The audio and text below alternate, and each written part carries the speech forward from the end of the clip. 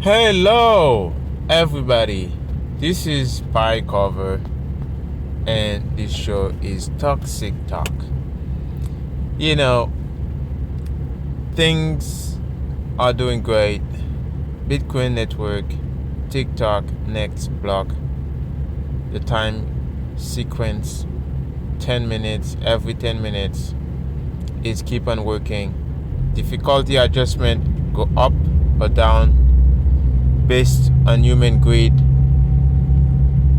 to mine, and more and more investment into Bitcoin mining.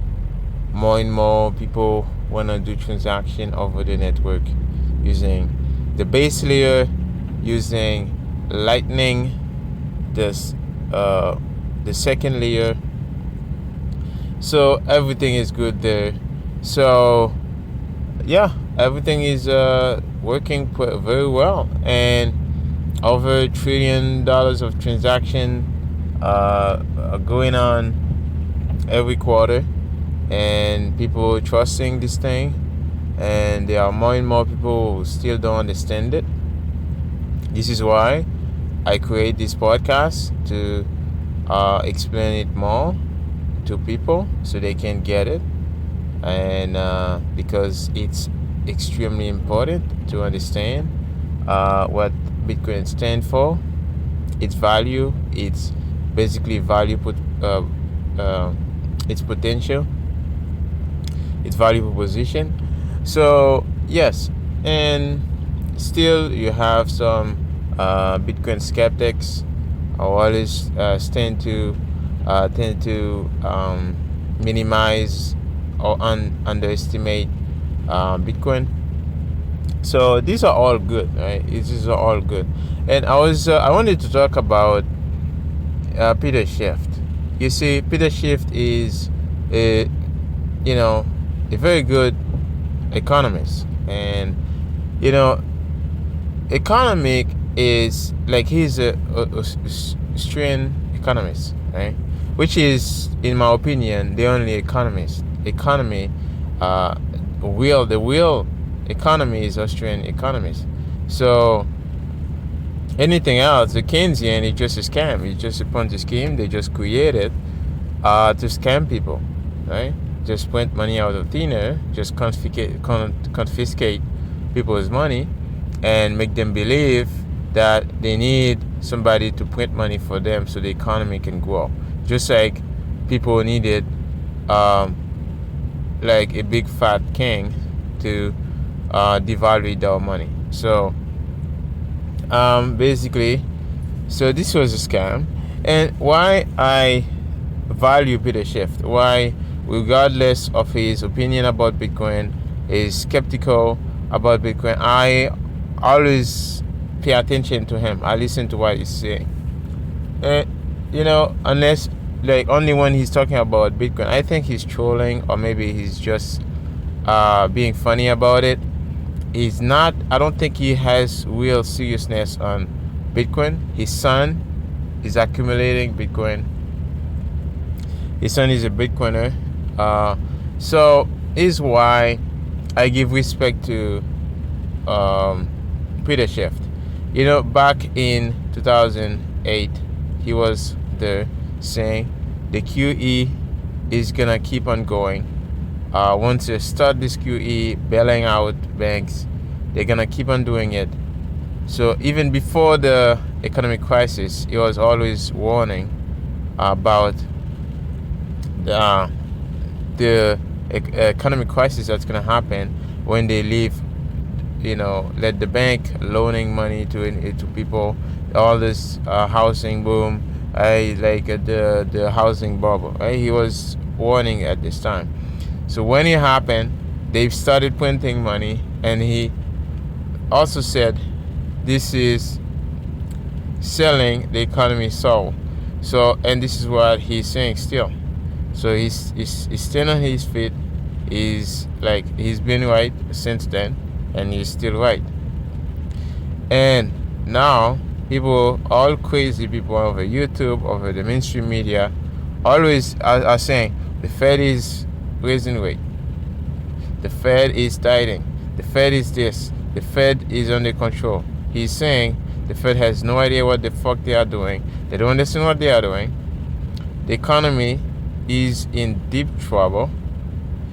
And if you really critically thinking, if you're not listening to those mainstream media, if you're not listening to those to those YouTubers, fiat excrements out there, if you're not listening to them, and if you're using your mind, if you're using your critical thinking, you should understand that the economy is in deep trouble. We are in deep trouble. Just because the mainstream media keep on saying something, repeating a lie, right, for so many times, that does not make the lie true. It's still a lie. Okay? It's a recession. You have all this negative growth in terms of GDP. It's a recession. Right? You're losing money. Right? So, like, the West is a loser right now. Right? I can't imagine any other loser in the world stage. Like, it's complete losers. So El Salvador, who adopted Bitcoin, right, a year ago, they are laughing at El Salvador. They think, oh yeah, it's fell. But what they don't fucking understand is the economy is growing there. The GDP is growing, regardless of the Bitcoin price. I was there, but the people are using the Bitcoin network to bank themselves. This is what economists don't understand. I'm gonna go back to Peter Schiff, but what most economists don't understand, like Steve Hanke, I don't know Hanke, but Steve Hanke, he tend to be a professor of like one of those scam universities. So he's saying El Salvador fell with its experiment. What they don't understand is that somebody, right, a small merchant, can open their business. They have a bank account. They don't need an ID to track them, right? They don't need a digital ID to control everything, trace every transaction they make, and close their account, right? They are open. They are open to do business with anybody in the world. This is what they are not thinking. They are not looking at this angle. They're just looking at the Bitcoin price, which is really a stupid way to evaluate the growth of an economy, right? So when I was there, I see economy, people are coming in, investment is coming in, you have people doing business, people learning about technology, they are getting better job, they are working, people are just having. And also the other thing is that those people, they're not only using the Bitcoin as BTC or Sats, they are using the network to transact over. So they are not using the bare instrument of Bitcoin. They may be using because don't forget, they have US dollar as currency, right, as legal tender as well. So they are using the US dollar, right, which is I would say the strongest currency in the world. Everything else are just crap. The US dollar is crap too, but it's the strongest, the cleanest clothes, like the better clothes from the dirtiest basket. But it's a race to the bottom. But the thing is, because they are using the US dollar, they are able to transact, sending the US dollar over the Lightning Network, right? So to transact, to bank themselves. This is the progress they don't fucking understand. As an economist, you should be able to understand this, right? Be able to bank like 30 to 40% of your population in a matter of 1 year. That's a tremendous progress. You know, like, do you know, like, people are complaining about China, about credit score, but they don't look at themselves. It's like, that's what Jesus said. Like, when you look, you can see, oh yeah, people, the the small dirt that's in others' eyes, but you don't see the big piece of food that's in your fucking eyes. You see, they always stand there to complain and criticize those countries or those Latin, Central America countries or Latino countries.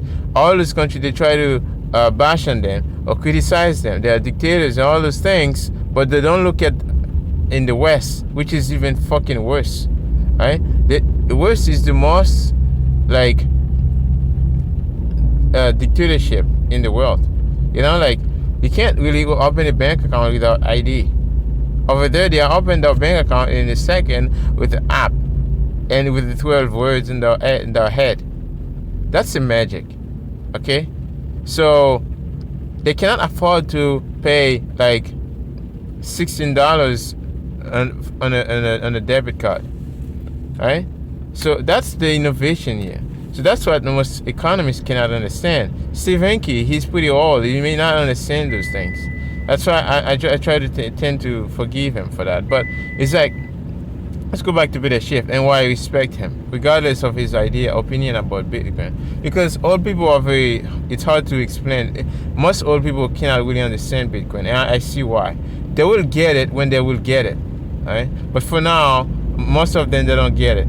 Like Bill Maher understand it. He get it, right? He's smart.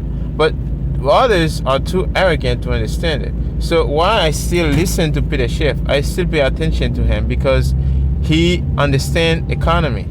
He understands the economy. He understands inflation. It's not just about the price of things. It's about the, it's not just about the price of things. It's about the expansion of the money supply, right? So, which is what it is. Anyways, guys, I want to keep it there. This was Spy Cover. I'm gonna see you again. Toxic Talk.